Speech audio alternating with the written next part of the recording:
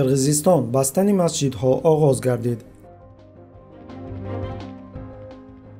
Як қатор моддаҳо дар Тошкент Абдулқодир Муминов ба додгоҳ кашида шуд. Тоҷикон аз лиҳози шаҳрвандии Русия дар ҷойи авваланд. Чаро? дар вилояти Ҷалолободи Қирғизистон комиссияи оид ба санҷиши қонунии масоҷид ба кори худ шурӯъ кард. Кумитаи давлатии амнияти миллии Қирғизистон ба ташаббуси таъсиси комиссияи махсус шурӯъ кард, ки ба ҳайати он кормандони мақомоти худ идоракунии маҳаллӣ, раёсати корҳои дохилӣ, муассисаи давлатии кадастр, вазорати ҳолатҳои фавқулодда, комиссияи давлатии оид ба корҳои дин ва идораи рӯҳонияти мусулмонони Қирғизистон шомил шуданд. Хабар медиҳад Хадамот. дар рафти санҷишҳои гузашта аз тарафи комиссия 60 масҷид муайян карда шуд, ки аз қайди Кумитаи давлатии оид ба корҳои дин ва идораи рӯҳонияти мусулмонони Қирғизистон нагузаштаанд. 33 масҷид дар ноҳияи Сӯзоқ, 2 масҷид дар Бозорқӯрғон, 5 масҷид дар Новкен, 3 дар ноҳияи Ақсӣ, 5 дар Чаткал, 1 масҷид дар Токтогул, 7 дар Тогустороу, инчунин 3 масҷид дар Ҷалолобод ва 1 масҷид дар Майлусу. дар гузориш ҳамчунин гуфта мешавад, ки 11 масҷид ҳуҷҷатҳои дахлдорро барои сабти ном дар идораи рӯҳонияти мусулмонони Қирғизистон ва Кумитаи оид ба корҳои дин омода карданд. барои 49 масҷиди дигар комиссияи байниидоравӣ оид ба ҳалли масъалаи ба қайдгирии масоҷид ба идораи рӯҳонияти мусулмонони Қирғизистон ва Кумитаи давлатии оид ба корҳои дин тавсияҳо додааст.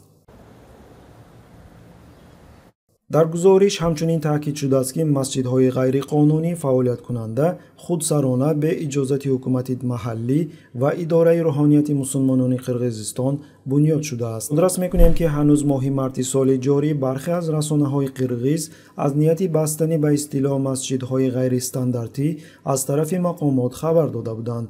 бо ин мақсад идораи рӯҳонияти мусулмонони Қирғизистон дар якҷоягӣ бо Кумитаи давлатии оид ба корҳои дин ба қонун дар бораи озодии виҷдон ва иттиҳодияҳои динӣ тағйирот ворид карданд, ки тибқи он на танҳо масҷидҳо, балки тамоми ҳуҷраҳои намозгузорӣ низ бояд ба қайд гирифта шаванд. айни замон дар Қирғизистон беш аз 2600 масҷид фаъолият дорад. аз ин шумора ҳамагӣ 1055 масоҷид расман сабти ном шудааст. сохтмони онҳоро мо назорат мекунем.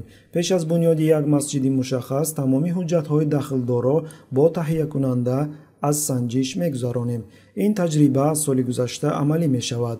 он масҷидҳое ки ба меъёрҳои муқарраршуда ҷавобгӯ нестанд баста мешаванд. изҳор намуд муовини муфтӣ Замир Ракиев дар нишасти мизи мудаввар оиди мавзӯи Қирғизистон таҳдидҳои экстремизми динӣ. То есть по данным вопросам были составлены акты, протоколы. бояд зикр кард, ки то ба сари қудрат омадани Содир Ҷабборов Қирғизистон дар Осиёи Марказӣ як нав ҷазираи озодии нисбӣ аз диктатура ва таъқибот ба ҳисоб мерафт. аммо пас аз сари қудрат омадани раис ҷумҳури феълӣ ва дӯсти наздикаш Қамчи Бекташиев, ки раёсати Кумитаи давлати амнияти миллии Қирғизистонро ба уҳда дошт, вазъ ба таври куллӣ тағйир ёфт. мухолифон таҳти фишори шадид қарор гирифтанд, расонаҳои мустақил баста шуданд ва саркӯбҳои зидди фаъолони динӣ системавӣ гардид. аз ин лиҳоз режими Ҷабборов тасмим гирифтааст, ки ба масҷидҳо низ даст дароз намояд. Необходимо вычертить конкретные рамки, границы, докуда у нас должна обеспечиваться свобода вероисповедания и совести. ёдрас мекунем, ки баста шудани масҷидҳо бо баҳонаи мутобиқат накардан ба баъзе стандартҳои номаълум дар кишварҳои дигари минтақа низ кайҳо боз сурат мегирад. ба тариқи мисол танҳо дар Тоҷикистон режими Раҳмон ҳазорон масҷидро, ки сокинони маҳаллӣ аз ҳисоби худ бунёд карда буданд, баста аст. дар соли 2011 дасти кам 1500 масҷид, дар соли 2015 1032 ва дар соли 2018 1938 масҷид баста шуд ва дар баъзе ҳолатҳо масҷидҳо ба клубҳои дилхушӣ табдил дода шуданд.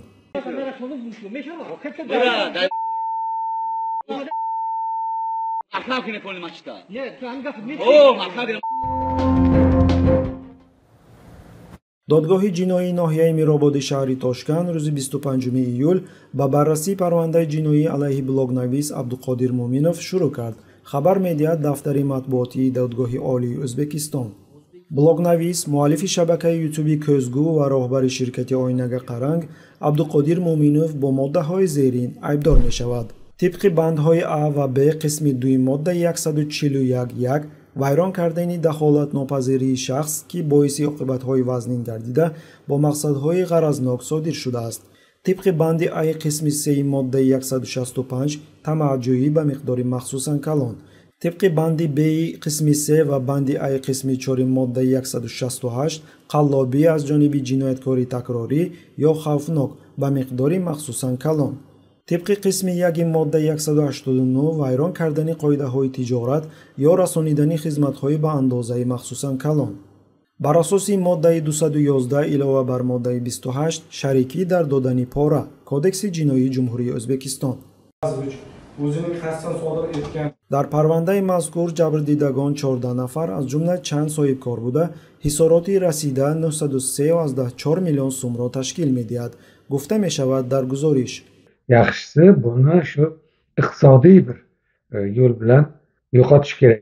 мақомот эълон карданд ки додгоҳ шаффоф хоҳад шуд, вале дар ниҳоят бо баҳонаи хурд будани утоқ касеро ба ҷуз аз хонаводаи айбдоршаванда ба толори додгоҳ роҳ надоданд.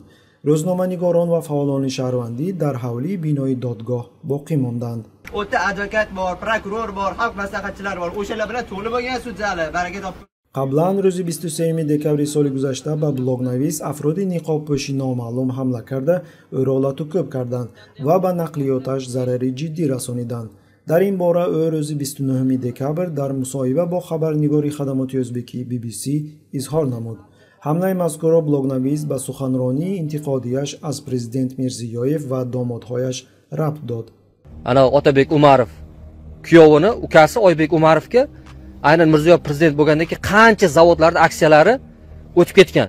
намояндаи ҷамъияти Russos Libres Espana Arseniy Maksimov дар суҳбат бо хабарнигори Vodtak қайд кард ки танҳо дар якуним моҳи соли 2023 дар Ӯзбекистон дасти кам 20 блогнавис ва рӯзноманигор боздошт шуданд. онҳоро ба тамаъҷӯӣ ва қаллобӣ муттаҳам карда иҷозат намедиҳанд ки аз хидмати ҳимоятгар истифода баранд. Sud birontasini taqdim ham qilmadi, ishga ham qo'shmadi. Mana shunaqasiga ko'r-ko'rona hukm chiqdi-da. қобили зикр аст ки дар вақтҳои охир дар кишварҳои Осиёи марказӣ низомҳои худкома бештар бо сохтакории парвандаҳои ҷиноӣ алайҳи хабарнигорон ва блогнависони мухолиф аз рӯи моддаи ҷиноии умумӣ, қаллобӣ, ришвадиҳӣ ва ғайра амал мекунанд. ин барои аз омма пинҳон кардани ангезаи сиёсӣ доштани таъқибҳои мазкур карда мешавад. масалан дар моҳи январ мақомоти Ӯзбекистон Хуршед Далиев, мудири портали хабарии Human.uz ва Муслим Мирзаҷонов, сардабири портали мазкурро бо иттиҳоми тамаъҷӯӣ боздошт карданд. O'zbekistonda bugun Human.uz sayti ijodiy jamoasi yoppasiga hibsga olindi. ёдрас мекунем ки қаблан дар Русия мунтақиди Раҳмон ва ҳомии маъруф Иззатамон дар Русия боздошт ва ба таври махфӣ ба Тоҷикистон фиристода шуда буд, ки дар ниҳоят маъмурони интизомии тоҷик ӯро ба қаллобӣ муттаҳам карданд. дар аввали моҳи июл додгоҳи шаҳри Ваҳдат вакили мудофии қаблан маҳкумшуда Бузургмеҳр Ёровро дар қаллобӣ дар ҳаҷми махсусан калон гунаҳкор дониста ба 10 соли иловагӣ аз озодӣ маҳрум кард.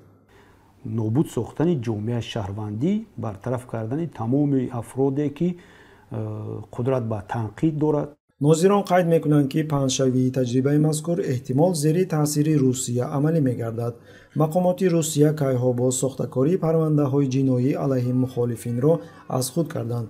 مثلا پرونده کیروولسی مشهور شده علیه سیاستمدار الکسی ناوالنی که آن وقت او را با عیب غارتگری متهم کرده بودند.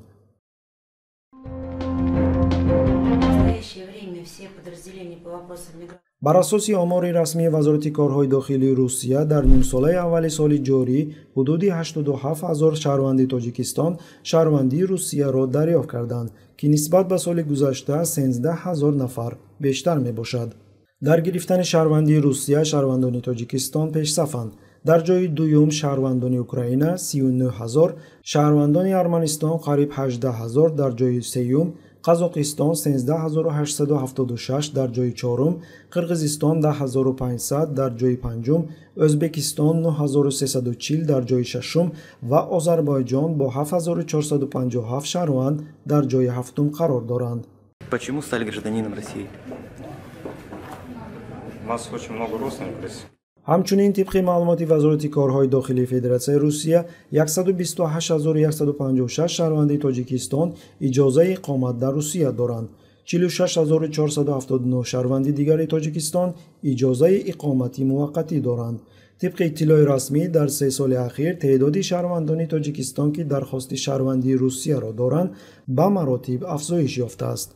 اگر در سال 2020 بیش از 63000 شهروند تاجیکستان شهروندی روسیه را گرفته باشند، سال 2021 این رقم به بیش از 103000 و در سال 2022 به بیش از 173000 نفر رسیده است. خبر می‌دهد آزیا پلوس. با عقیده کارشناسان تاجیکان شهروندی روسیه را تنها به دلایل فایده آور بودن می‌گیرند. پیش از همه این دسترسی به کار است که تاجیکان برای آن به روسیه سفر می‌کنند، زیرا موجودیت شناسنامه روسیه ضرورت ثبت نام و گرفتن پتانت مهنتی را از بین می‌برد و عموماً تمامی معماهای بیروکراتی را آسان می‌کند. یعنی با نظر داشت ترتیبی ساده شده دریافت شهروندی روسیه، شناسنامه روسیه برای مهاجران مهنتی از تاجیکستان از خرج پیوسته برای قانونی کردن بودوباشی آنها در روسیه به حیث شهروندان خارجی آسانتر و ارزانتر می باشد. و این همه با وجود آنکه روسیه امروز واقعا در حالت جنگ قرار دارد که خطرهای علاوگی را به وجود می آورد، اما مهاجران مهنتی با نظر داشت آن مجبورند به این کار دست زنند تا خانواده خود را تأمین کرده بتوانند، زیرا زندگی در تاجیکستان سال تا سال مشکل تر می شود. من چند بار اوید همین مشکلیم به حکومت 1-2-3 بار عریضه ها نوشتم، به پیششون در آمدم، حتی اهمیت ندادن، نه حکومت آمدن و نه دیگرش پرسان شدن که چی احوال داری. عریضه من نوشتم، بردم، چند باری که بردم حتی اهمیت نمیتیند، نه اهمیت میتیند، نمیگن که تو چی احوال داری، نمیگه. اکنون نمیدونم به کی مراجعت کرده احوالم رو گویم، جای رفت ندارم، پیش کی روم نمیدونم.